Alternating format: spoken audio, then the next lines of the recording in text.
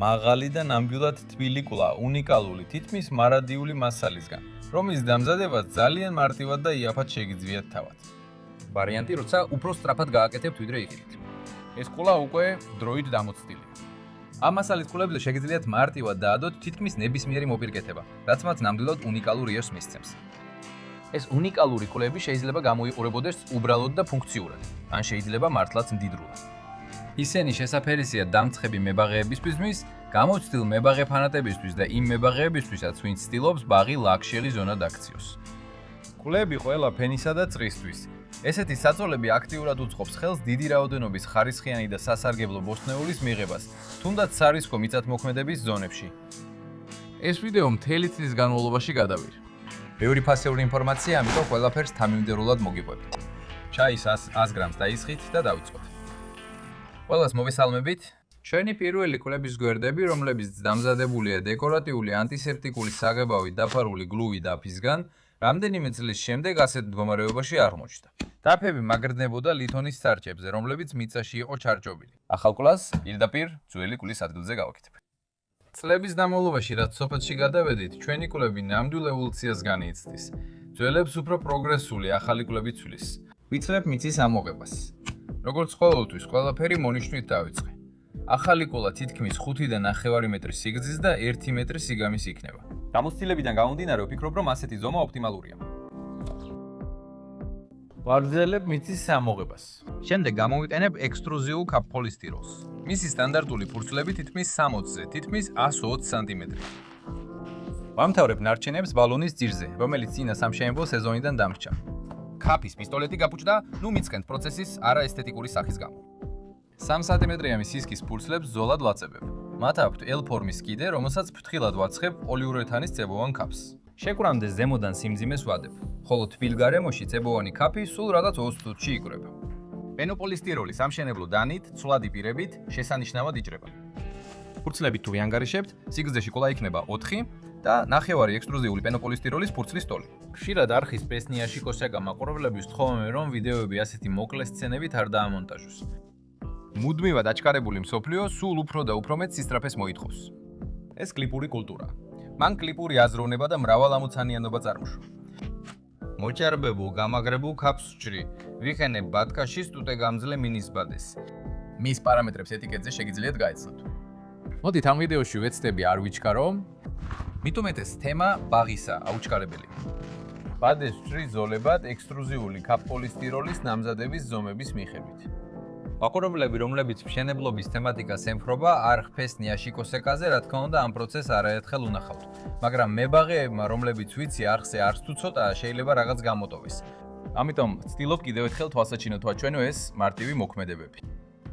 ვაზავებ შეძენილ ნაზავს ფილების თბოიზოლაციის მასალების დასაწევებლად და დასალესად და უჟანგავი ფოლადის შპატელით უფრო თანაბარი ფენით უსვამ ნაზავს დამზადებულ დეტალს.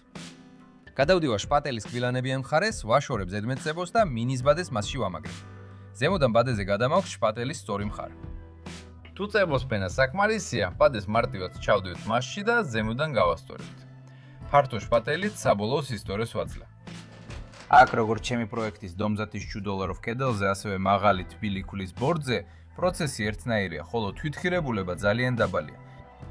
ჰორიზონტალურ მდგომარეობაში ხსნარი არსად არ ცდილობს ჩამოვარდნას და ამ ამოცანას მარტივად გაუმკლავდება ისიც კი, ვინც მთელი წინა ცხოვრების ნახევარი მაგალითად მხოლოდ სამეცნიერო ნაშრომებს მიუძღვნა. ანდა გამობძმედილი ლოთიც კი, რომლის ხელების მსუბუქი კანკალი შეიძლება კიდევაც დაეხმაროს ხსნარის უკეთესად დადებაში.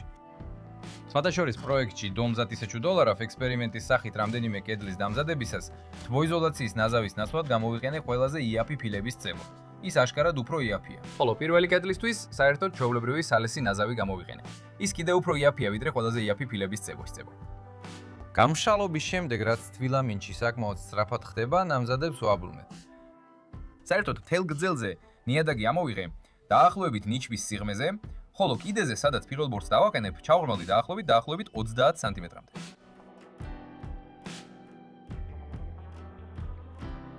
მიმეორებ უკვე ჩვევად ქცეულ მოქმედებებს და ძალიან მალე ინოვაციური მაღალი თბილი კულისთვის ნამზადები მზად არის. მოკლედ, თითქმის 2 წელი გავიდა და უკვე დამოვიწყდა, რომელი კედელი რით დავმუშავა. ყველაფერი შესანიშნავად მუშაობს, არსად არ არის აკეცვლის ნიშანი, საფიქრალია. მაგრამ ექსტრუზიული კაპოლისტიროლის წარმოებლები მაინც გვირჩევენ, რომ მათი მასალა სპეციალურად ამისთვის განკუთვნილი ნაზავებით დავფაროთ. ამ ნაზავებში არის პოლიმერული დანამატები, რომლებიც უზრუნველყოფენ ზედაპირთან უკეთეს მიმაგრებას. მიწიდან ამოწეული ხილული ბორტების ნაწილი გადავთქვით, რომ 32 სანტიმეტრი ყოფილიყო. ეს ოდნავ აღემატება ნამზადების სიგანეს. ამ მანძილს ნიშნავ როგორც ორიენტირს გრძელ დეტალებზე. რატომ გადავთქვით, აქაც გამოვიყენო ექსტრუზიული კაპოლისტიროლი? პირველ რიგში ეს მასალა საერთოდ არ ექვემდებარება ელპობას, სპიცრებისგან განსხვავებით. პირველი ბორტი უპრობლემოდ დავაკენე და დონეზე გავასწორე, ამიტომ შემდეგის დასაყენებლად არხი გამოვთხარე. დრო მასზე თითქმის არ მოქმედებს, მისი გამოცხადებული ექსპლუატაციის ვადა არანაკლებ 50 წელია. პენოპოლისტიროლის ერთადერთი საშიში მტერი მზის ულტრაისფერი სხივებია. ხოლო შელესვა მინისბოჭკოვანი ბადით არმირებით არამხოლოდ 100%-ით იცავს ქაფოვან პოლისტიროლს. ჩვენთან ყველაზე ახლოს მდებარე ვარსკვლავის აგრესიული გამოსხივებისგან, არამედ მას მტკიცე კომპოზიტურ მასალადაც აქცევს. მეორე მიზეზი, რის გამოც სწორედ პენოპოლისტიროლი გამოიყენება, თვითონ თბილი კულის მუშაობის პრინციპში მდგომარეობს. ვაწებებ პატარა გვერდს და დროებით ვამაგრებ თვითმჭრელებით. დასაწევებლად ჩვეულებრივი სამონტაჟო ქაფით გამოდგება, მაგრამ პოლიურეთანის წებოვანი ქაფით მუშაობა უფრო მოსახერხებელია. ის მნიშვნელოვნად ნაკლებად ფართოვდება. სიტყვა თბილი აქ შემთხვევით არ არის გამოყენებული. ეს ეთქულებში თავსდება როგორც მსხვილი, ასევე წვრილი ორგანიკა, რომელიც ელეპობის პროცესში ძალიან მალე იწყებს სითბოს გამოყოფას და ეს სითბო წლების განმავლობაში გამოიყოფა როგორც ატომური რეაქტორი. როგორც მიხვდით, თბილი ნიადაგი შესანიშნავად უწყობს ხელს თბოსიყვარულ მცენარეებს, განსაკუთრებით ჩვენს ბელორუსულ არასტაბილურ კლიმატში. შიგნიდანაც და გარედანაც კუთხეები იმავე მასალებით დავამაგრე. ექსტრუზიული პენოპოლისტიროლი შესანიშნავი თბოიზოლატორია და ასეთი თბილი კულის სითბოს დანაკარგი მნიშვნელოვნად შემცირდება. ამგვარად ერთდროულად ორ კურდღელს ვიჭერთ. ვიღებთ თითქმის მარადილ ბორდიურებს და მნიშვნელოვნად ვაუმჯობესებთ თბილი კულის თბოიზოლაციას. არის კიდევ მესამე მსუქანი კურდღელიც, მასზე ცოტა მოგვიანებით ვისაუბრებთ. შემდგომი მოქმედებები შეგიძლიათ ეზოში წესრიგის დამყარებასაც შეუთავსოთ. უხეში ორგანიკისთვის შესანიშნავად გამოდგება უსარგებლო დაფები. შლი ორნახევრად დალპობილ პალეტს. აღმოსავლეთ სლავები, რომელთა შორისაც ვართ ჩვენ, ბელორუსებიც, ფიქრობ ძალიან მიდრეკილნი ვართ ხარახურის დაგროვებისკენ, რაც დაგროვებასა და უსარგებლო ნივთების გადაყრის შიშს უკავშირდება. როგორც ამობენ, შეგროვება ძნელია, მაგრამ გადაყლა კიდევ უფრო ძნელია.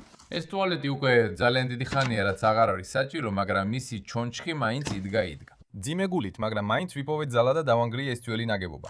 თავს ვიმშვიდებდი იმით, რომ მისი მასალა სასარგებლოდ იქნებოდა გამოყენებული. ყველაზე უხეში ორგანიკა უკვე ჩალაგებულია. ეს არის როგორც ორგანიკა, ასევე ბარიერი, რომელიც ხელშეუშლის მიწის სიღრმიდან სიცივის შემოშლას და ამავდროულად წარმოადგენს დრენაჟს. ეს ჩვენი პირველი ინოვაციური კვა არ არის. YouTube-არზე ფესნი აშიკოსეკა არის ვიდეო მაღალი თბილი კულის შესახებ, რომელიც მე აგურის ნარჩენებისგან გავაკეთე. იმ ვიდეომ ინტერნეტი თავდაყირა დააყენა, 3.5 მილიონი ნახვა დააგროვა და რაც თავარია, ჩემს არხზე 50,000-ზე მეტი გამომწერი მოიზიდა. ეს კი უკვე ხუმრობა აღარ არის. აგური ორ რიგად დავალაგე, ხსნარი საერთოდ არ გამომიყენებია. აგურის ნარჩენებისგან გაკეთებულ ნაკვეთთან სხვა პრინციპი მუშაობს. აგური დღისით სითბოს აგროვებს და ღამით როცა გრილა, მას ანაწილებს როგორც სითბოს აკუმულატორი და მზის სითბოს გამტარი სიღრმეში. მაშინ დაფების გარეშე საერთოდ ვერ გამოვიდი. ხრახნებით შეკრუი დაფები ამაგრებს აგურების ზედარიგს. ქვედა რიგი დაახლოებით 2/3 მიწაშია ჩაფლული და ვერსადვერწული. ალბათ ბევრ შეუმჩნევია, რომ ბიდი ქვების ახლოს მცენარეულობა ბევრად უფრო ძლიერად ხარობს. და ამ წელს ესეთ პირველ ნაკვეთებს უკვე 7 წელი შეუწყვდათ. ერთი გაკეთდა ტროტუარის ფილების ნარჩენებისგან, ხოლო მეორე წითელი აგურის ნარჩენებისგან. მათში დაფები უკეთესად ინახება, რადგან მიწასთან პირდაპირი კონტაქტი არ აქვთ. ყველა კლით ძალიან კმაყოფილები ვართ. გამოვიყენე ის ბურბუშელაც, რომელსაც სტრუშკობეტონისთვის ვინახავდი. მაგრამ ბევრად უფრო ეფექტური მეთოდების დანერგვამ, ექსტრუზიული ქაფიანი პოლისტიროლის გამოყენებით ის უსარგებლო გახადა, თუნდაც ჩვენს უკიდურესად დაბალ ბიუჯეტიან მშენებლობაში. ეხლა ის ჩვენი ახალი თბილისაწოლის უხეში ორგანული მასალა გახდება. ეხლა დავამატებ შეიძლება ითქვას ცოცხალ ბიომასას. ის ნამდვილად ცოცხალია, რადგან ყველაფერი მოძრაობს. შემოდგომაზე ბაღი გავჭერით და შეიძლებოდა ძველი სლავური ტრადიციით ყველა ტოტი ცეცხლში ჩაგვეყარა. როელი სლავები ცეცხლში აგდებდნენ ერთი შეხედვით დაგროვებისთვის უსარგებლო ნივთებს. გზაში ხელს გვიშლის, მაშინ იქ უნდა გადავყაროთ. შეიძლება ესე უფრო მარტივია და სწრაფიც, მაგრამ მე გენეტიკურ მეხსიერებას არ ავქევი, რადგან ვცდილობ მომავლისკენ უფრო მეცნიერული თვალით ვიხედო. სქელი ტოტები ბარბეკიუსთვის შეშად წავირე. დანარჩენი ტოტები ბაღის დამქუცმაცებლით დავაკუცმაცე. ეხლა ეს შესანიშნავი ნამსხვრევები სასარგებლო ელემენტების წყაროდ იქცევა. სხვადასხვა ეს გარე ტუალეტიც იგივე მასალისგან და იმავე მეთოდითაა გაკეთებული, როგორც ეს სკოლა. ზემოდან დატანილია აგურის წყობის იმიტაციის ტექსტურა. 2 წელია, ყველაფერი ნორმალურადაა. ჩვენი ბაღის დამსხვრევი აღჭურვილია ნელამავალი ფრეზით, რომელიც არა მხოლოდ ჭრის ჯოტებს ნაჭრებად, არამედ ასევე აჭყლეთს მათ. და ისინი მაშინვე იშლებიან გრძივი ბოჭკოებად. დაკუცმაცებული ტოტები და ფოთლები მხოლოდ ერთ ზამთარს დარჩნენ და უკვე მათში ჭიები, ხოჭოები და ობობები გაჩნდა. სილამაზე.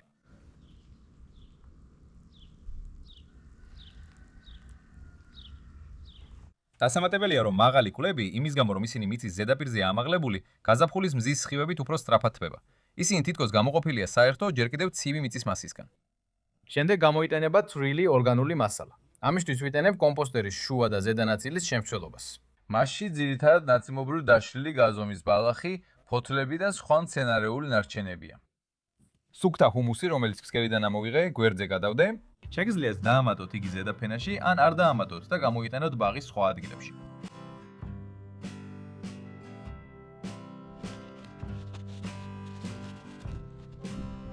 მიწა ბორტების გარეთ ამხიდან დავთქებნე, რომ ბორტები გარეთ არ გაებერა. ზედაფენად უკრე ამოღებულ ნიადაგს. ვცდილობ, რომ მიწა უკუღმა დავაბრუნო, რათა ძველი გუნდის ზედაფენა ახალი გუნდის ზედაფენად იქცეს. ასე ზედაფენებში მცხოვრები ბაქტერიები არ შეიცვლიან ადგილს ღრმა ფენებში მცხოვრებ ბაქტერიებთან.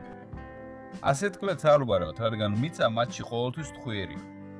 მელად შეიძლება შეეწინააღმდეგოს, რომ ექსტრუზიული კაფოვანი პოლისტიროლი ყველაზე იაფი მასალა არ არის. მეთანხმები, მაგრამ თუ მის ფასს გავყოფთ იმ მრავალ წელზე, რაც მას შეუძლია გაძლოს, მაშინ კულებისთვის მასალა, მათ შორის სალესავი ნარევი და მინის ბოჭკოვანი ბადე, პრაქტიკულად უფასო ხდება. და ბოლოს ტრადიციულად ამ მიზნებისთვის გამოყენებული დაფა სულაც არ არის იაფი. მას პერიოდული შეღება სჭირდება დასაცავად და მაინც ბევრად ნაკლებად გამძლე. მდინარე, რომლის ახლოსაც ჩვენი სოფელი მდებარეობს, გაზაფხულზე ორჯერ გადმოვიდა ნაპირზე. მარტში თოვლის დნობის გამო, ხოლო მაისში, როცა უკვე ყველაფერი გამწვანებული იყო ძლიერი წვიმების გამო. ჩვენი სახლის სარდაფში წყალი გაჩნდა, რომელიც კინაღამ საკვების მარაგები დაასვლა. აქ წყალი მხოლოდ მაშინ ჩნდება, როცა მდინარე ძლიერად გადმოდის ნაპირზე. საბედნიეროდ ეს მხოლოდ წელს არ ხდება. ამ უფასო წყალს ყვალის გასაჟღენთად ვიყენებდი. წინა კვლებში თითოეულ დადებულ ფენას ვასველერდი. ამჯერად კი გადავწყვიტე ყველა ფენა ერთდროულად დამესველებინა.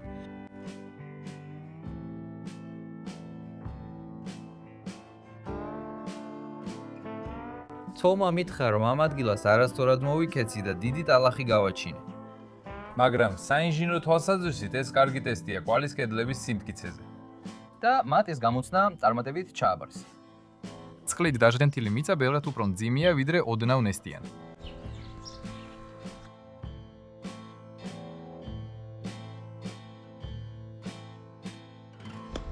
მზადაა, ნაკვეთი სრულად მზადაა ენერგების დასარგავად. წელს აქ პომიდორები გაიზრდება.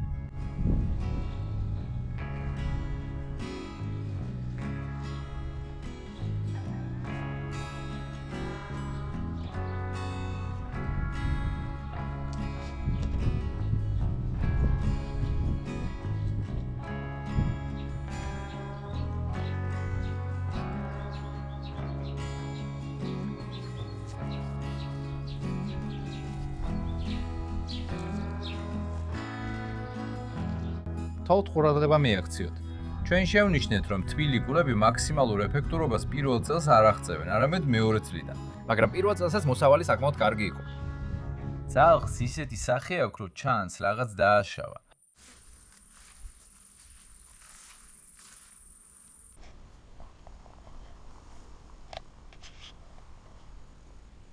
ვინა მოთხარა?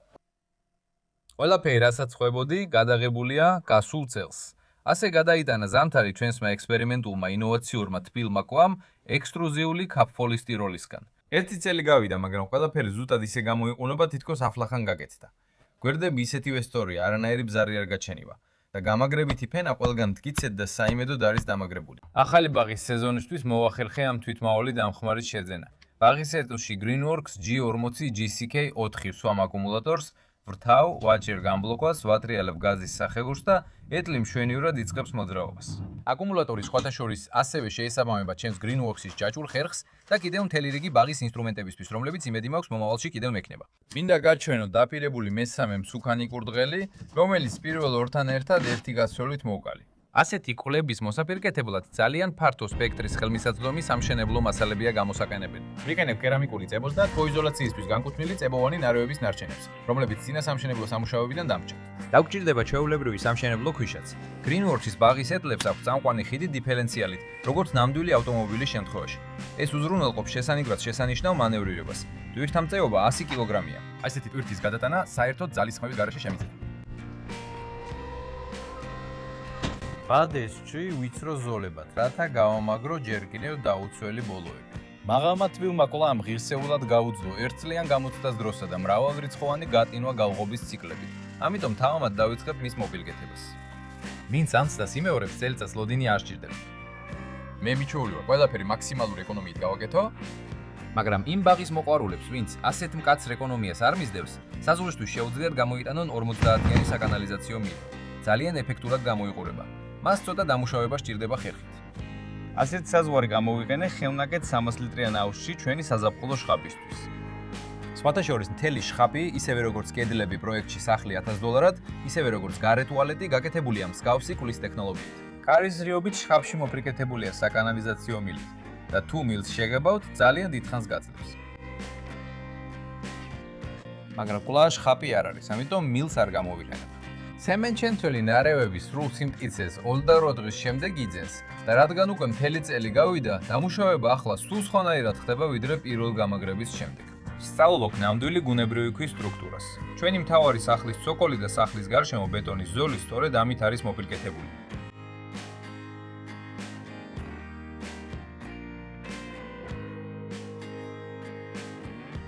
ბაღის ბილიკის ბუნებრივი ქვით გავაკეთე. $1000-იანი სახლის ტუალეტის და საშკაფის კედლებზე აგურის ტექსტურა დავიტანე. კლასთან გადავწვიდე ორიგინალურად მოვიქცე. ამასობაში გაზაფხული ნელ-ნელა იკრებს ძალას.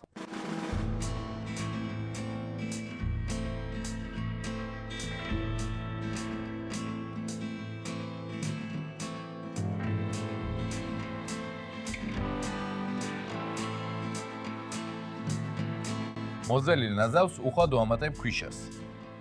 როცა პირველად დავიწყე ბუნებრივი ქვის ტექსტურის დატანა, მაშინვე გამიშდა აზრი, რომ არტბეტონის ხელოსნის პროფესია საერთოდ გაუგებრობის შედეგად გაჩნდა.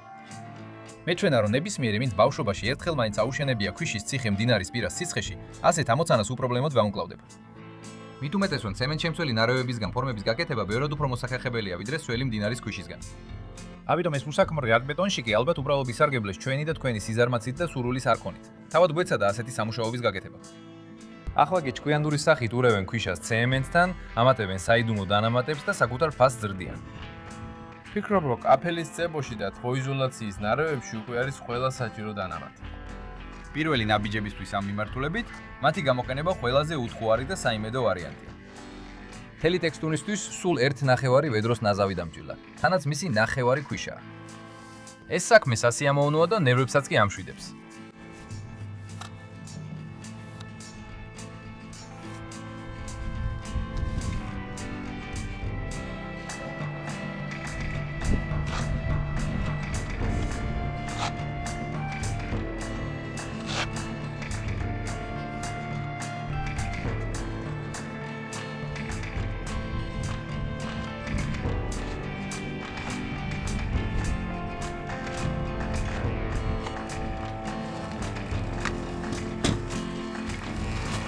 ქვიშასთან აშკარად გადავაჭამე და მის დიდ ნაწილს ისევ გროვაში ვაბრუნებ.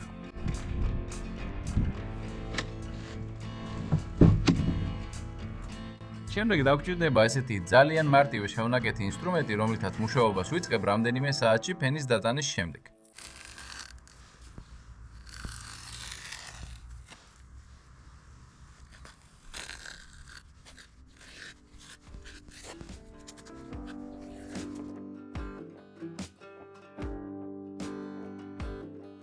აქ უნდა გაითვალისწინოთ ამინდი. ჩემ შემთხვევაში მარტის თვეა გრილია, ამიტომ მეორე დღესაც ნარევი ჯერ კიდევ ბოლომდე არ გამგროვებული.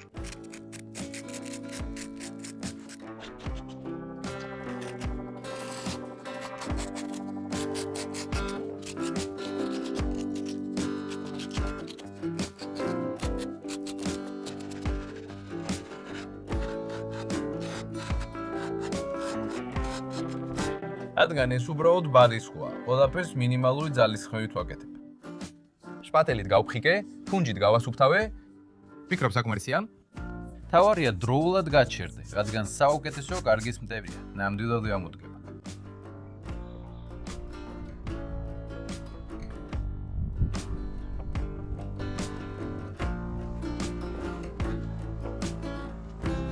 წვიმას კბილდებოდნენ, ამიტომ ნელა შრობად იმასა, რომ არ ჩამორიცხოს, ფირით დავფარე. წვიმას ხპირდებოდნენ, მაგრამ თოვლი მოვიდა. საბედნიეროდ ყინვა აღარ იყო. ყინვის გამო ასეთი ტიპის სამუშაოები შეიძლება წყალში ჩაიყაროს. დადებითი ტემპერატურა საჭიროა. რამდენიმე დღეში ყველაფერი გამაგრდა და გაშვა. ბუნებრივი ქვა საკმაოდ მუქი ფერისაა, რომ ზედმეტი ფული არ გადავიხადო არც თუ აბტონირების კოლერებში, ვიყენებ ანტისეპტიკურ აკრილის ლაქს, რომელიც განკუთვნილია დეკორატიული დამცავი მოპირკეთებისთვის ხეზე, ქვაზე, აგურზე და ბათქაშზე. ძალიან უნივერსალური ნაზავია. ფერი ვენგია, სამშენებლო მაღაზიის გამოცდილი კონსულტანტი მითხრა, რომ სწორედ ასეთ ლაქს იყენებენ ბატონები, რომლებიც პროფესიონალურად ღებავენ ბეტონის ღობეებს. ეს ლაქი ნამდვილად შესაფერისია. ფერი უკვე პირველი ფენიდან საკმაოდ ინტენსიურია, ამიტომ მეორე ფენას აღარ დავადებ. ნაკერებს ვსტოვებ ბუნებრივ ხსნარის ფერში. ბიჭებო, მომწონს. YouTuber-ზე პესნიაში კოსიაგა გაშუქებული პროექტი სახლი $1000-ად უკვე სახელიდან ჩანს, რომ მინიმალური ბიუჯეტით კეთდება. ამ პროექტში გამოვიყენე იაფასიანი ფსევდობრუსის კარკასი და ძალიან იაფი თბოიზოლაციური სახურავის მასალა. შევიმუშავე ფანჯრების ვარიანტები, რომლებიც შეიძლება თითქმის ინსტრუმენტების გარეშე ხელმისაწვდომი მასალებით გაკეთდეს, მარტივი კარი ვაგონკის ნარჩენებისგან, თბოიზოლირებული იატაკი ხის და ბეტონის გარეშე. და კიდევ სხვადასხვა იაფი ხერხები. სულ უფრო და უფრო იაფი მეთოდები მომდის თავში. ამიტომ ჯერჯერობით უბრალოდ ვერ ვჩერდები და ვერ ვამთავრებ ამ პროექტს. მაგრამ ასევე მენატრება არც ისე დაბალბიუჯეტიანი პროექტები, რომლებზეც ადრე ვსაუბრობდი არხზე. მაგალითად, ვიცი რომ ბევრ მაყურებელს აინტერესებს, შესაძლებელია თუ არა მსგავსი მეთოდით კომპაქტური იაფი აბანოს, სკუპელის ან აუზის გაკეთება. ალბათ იგრძნობ, რომ შესაძლებელია, მაგრამ პრაქტიკაში შესამოწმებლად კაპიტალი არ მყოფის. მაგალითად, ესეთი აბანო უნდა იყოს იაფი, მაგრამ მაინც აშკარად უფრო ძვირი, ვიდრე მაგალითად თუალეტი ან საშყაპე სახლისთვის $1000. დამატებითი უსაფრთხო თბოიზოლაციისთვის ცხელი ორთქლის ოთახში საჭიროა უფრო თანამედროვე მასალები, ვიდრე ექსტრუზიული პენოპოლისტიროლი. კუპელისთვის და აუზისთვის საჭიროა დამატებითი საიმედო ჰიდროიზოლაცია. მივიღე გადაწყვეტილება და ჩავრთე სპონსორობის ფუნქცია YouTube არხზე. ეხლა ყველა მსურველს შეუძლია მხარი დაუჭიროს ასეთ წამოწყებებს, როგორც იტყვიან. არა მხოლოდ სიტყვით დავით და ლაიკით. თუ გახდებით სპონსორი და გააკეთებთ უმნიშვნელო შენატანებს თქვენი ბიუჯეტისთვის, თქვენ არა მხოლოდ მხარს დაუჭერთ ყველასთვის მნიშვნელოვან ინოვაციებს, არამედ თქვენი კომენტარები გამოირჩევა სპეციალური ნიშნებით, რომლებიც უკვე დავხატე და ავტვირთე. ჩვენ ჩვენს გმირებს სახეზე ვიცნობთ. კიდევ რამდენიმე სასიამოვნო ბონუსიც იქნება. სპონსორობაზე უარის თვა ნებისმიერ დროს შეგიძლიათ. ვისაც არხის ერჯერადან მხარდაჭერა სურს, ჩავრთე ფუნქცია სუპერ მადლობა. ამისგან ჩვენ ყველა მხოლოდ სარგებელი უნდა მივიღოთ. სპონსორებს უშუალო მონაწილეობით მიღებული კმაყოფილების გზნობა. ხოლო მაყურებლები, რომლებიც ჯერ მზად არ არიან ესეთ ნაბიჯზე, ან უკვე სპონსორობენ, მათთვის უფრო ახლობელ არხებს მიიღებენ კიდევ უფრო ხარისხიან და სასარგებლო კონტენტს, რომლისკენაც ყოველთვის მთელი ძალებით ვისწრაფებ.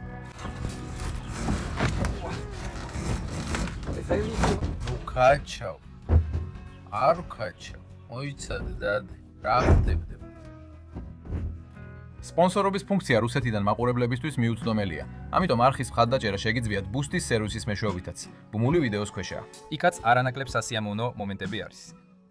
ეს არ არის ისე როგორც მაგალითად როცა მადლობის ნიშნა თანხას ბარათზე რიცხავენ და ჩუმად მხოლოდ ბლოგერი მადლიერია. ეხლა ყველა გმირს ხედავთ და ვიცნობთ სახით და ეს მნიშვნელოვანია. წინასწარ დიდი მადლობა. ვიდეოში აგურის ნარჩენებისგან გაკეთებულ ბაგის ქლაზე, რომელმაც ინტერნეტი თავდაყირა დააყენა, იყო კადრები, სადაც ძეხს ვწვავდი. მაშინ თქვი, რომ ეს ჩვენი ფირმული კარტოფილის ძეხვია. ბელორუსულად ეს ნიშნავს ბულბიანა კიშკა. კომენტარებში რეცეპტის შესახებ კითხვებით დამაყარეს. მაგრამ ცოტა მოვითხოვე. მაშინ წავდი ძეხს, რომელშიც მაინც უფრო მეტი ხორცი იყო ვიდრე კარტოფილი. ნამდვილ ბულბიანა კიშკაზე ცოტა მოგვიანებით გადავედით.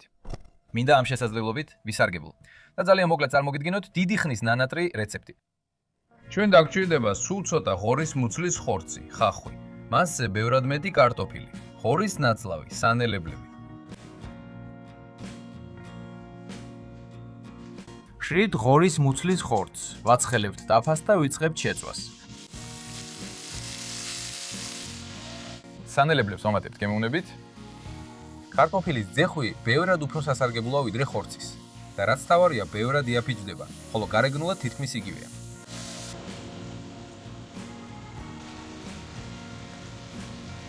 ჯრით და ვამატებთ ხახვს. ვაგრძელებთ მოშუშოს.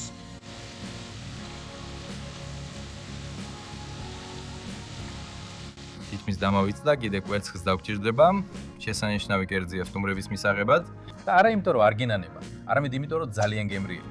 როგორც ნამდვილი ბელარუსი, ვფიქრობ რომ გემოვნური და კალორიული თვისებებით ბულბიანაია კიშკას სრულიად არ ჩამოუვარდება მის ხორციან კონკურენტს. კარტოფილს ვაქცევთ მასად, ისეთივეც როგორც ბელარუსული დრანიკებისთვის, უკრაინული დერუნებისთვის და რუსული კარტოფილის ოლავდებისთვის მზადდება.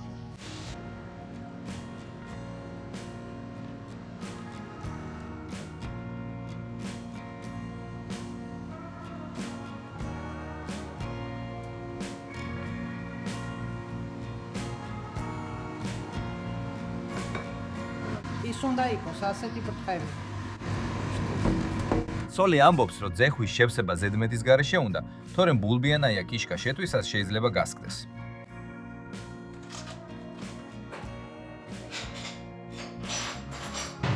ძველი სლავური ბულბიანაია კიშკის რეცეპტი, რომელიც ბელარუსებმა გულდასმით შეინახეს. როგორც ბეშამელის соусით, თხის სოკოებით, ისე უბრალოდ არაჟანთან ერთად მართლა ძალიან გემრიელია. გემრიელად მიირთვით და ზოგადად სიამოვნებით. დალაიქეთ ვიდეო. გამოიწერეთ არხი პესნიაში კოსიაკა, გამოიწერეთ ასევე მეორე არხით, სადაც მეგობარ მარიკთან ერთად მოგზაურობთ შორეულ ქვეყნებში მინიმალური ბიუჯეტით და ვამზადებთ ექსტრემალურ ადგილებში. ასევე ჩემს ძენზე და TikTok-ზე. ყველა ბმური ვიდეოს ქვეშა. დააჭირეთ ძარსაც და მაშინ აუცილებლად შეგატყობინებთ. მშვიდობა დაისადგუროს ფეონ სოფლიოში. მადლობა.